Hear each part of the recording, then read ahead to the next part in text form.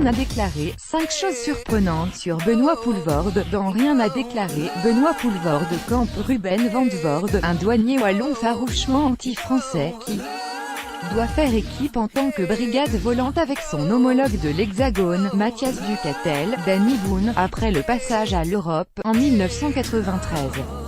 Contrairement à son personnage, Poelvoorde est loin de détester la France, qui le lui rend bien depuis ses premiers pas dans la comédie noire C'est arrivé près de chez vous, en 1992. De ses chroniques sur Canal, les carnets de Monsieur Manhattan à Ils sont partout, Vivant à Tal, en 2016, en passant par Les Randonneurs, en 1996, premier succès au box-office, le public français a en effet toujours répondu à l'appel de Benoît Poelvoorde. L'on sait qu'il entretient des relations nées avec la dépression et que le rire l'aide à supporter les vicissitudes de la vie.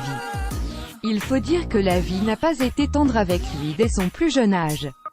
À 12 ans, son père, chauffeur routier, décède dans un accident de la route. Sa mère se retrouve alors seule avec 3 enfants à élever et se voit contrainte de le mettre en internat. Pas étonnant, donc, que l'acteur entretienne une mélancolie tenace. Cependant, il n'est pas avare en anecdotes amusantes, dont voici quelques morceaux choisis.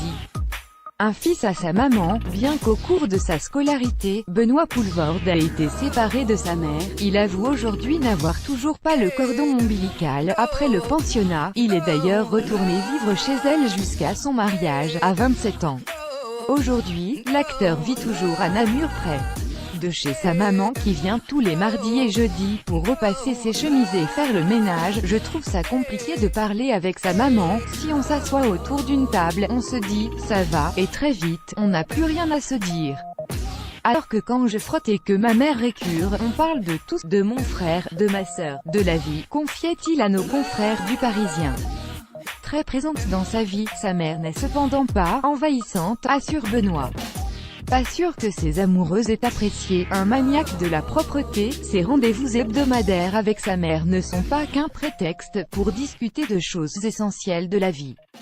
L'acteur est réellement un obsédé de la propreté. Lors de la promotion de 7 jours, pas plus, à la question « Comme votre personnage seriez-vous capable d'accueillir chez vous un étranger à la rue ?» le Namurois répond aux Parisiens « Mon frère a hébergé pendant 2 ans un copain en galère. Moi, j'en serais incapable, je suis très maniaque. Je n'organise plus de dîner chez moi parce que je débarrasse la table avant que les gens aient fini de manger. » Cependant, pour ne pas passer pour un asocial, Benoît fait tout de même l'effort d'inviter ses copains à la maison, mais seulement pour boire un verre. Et pour éviter les taches de vin rouge sur son beau canapé, il a aménagé une pièce spéciale où les convives peuvent salir en toute quiétude. Ça se soigne docteur, un romantique pudique, adolescent, Benoît Poelvoorde entretenait un rapport à l'amour, idéal et prétentieux, comme il le définit lui-même. Malgré un physique peu avantageux, le jeune homme dégingandé se tenait en haute estime et prenait la chose de l'amour un peu trop au sérieux. Après moult râteaux, une vraie cabane à jardin, selon lui, l'acteur a opté pour une attitude plus humble. La maturité sans doute, comme il l'a confié au magazine Psychologie, je pense que l'on passe de l'adolescence à l'âge adulte lorsqu'on accepte l'échec. Quand tu commences à accepter le râteau, c'est bon signe. Je suis resté très romantique en assimilant l'échec. Un drôle de romantique, donc, mais ne comptez pas sur lui pour avouer ses sentiments amoureux.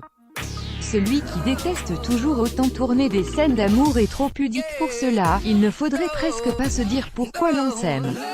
Il y a les gestes, il y a les yeux, il y a le corps. Je ne sais pas si j'ai déjà dit « je t'aime » à ma mère, et pourtant tout mon corps n'est qu'amour, avoue-t-il. Avec lui, mieux vaut savoir décrypter le langage corporel. Un alcoolique malgré lui, sur le tournage de Saint-Amour, Benoît Poelvoorde a déclaré avoir été contraint d'être ivre pour plus d'authenticité, son personnage, Bruno, s'employant à faire la roue des vins. Sans quitter le salon de l'agriculture, il a dû mettre la main à la pâte pour l'amour du 7e art, tandis que son partenaire, Gérard Depardieu, affichait une étonnante sobriété. Le comédie belge s'est vu pressé par l'équipe du film de se torcher pour se fondre dans le décor.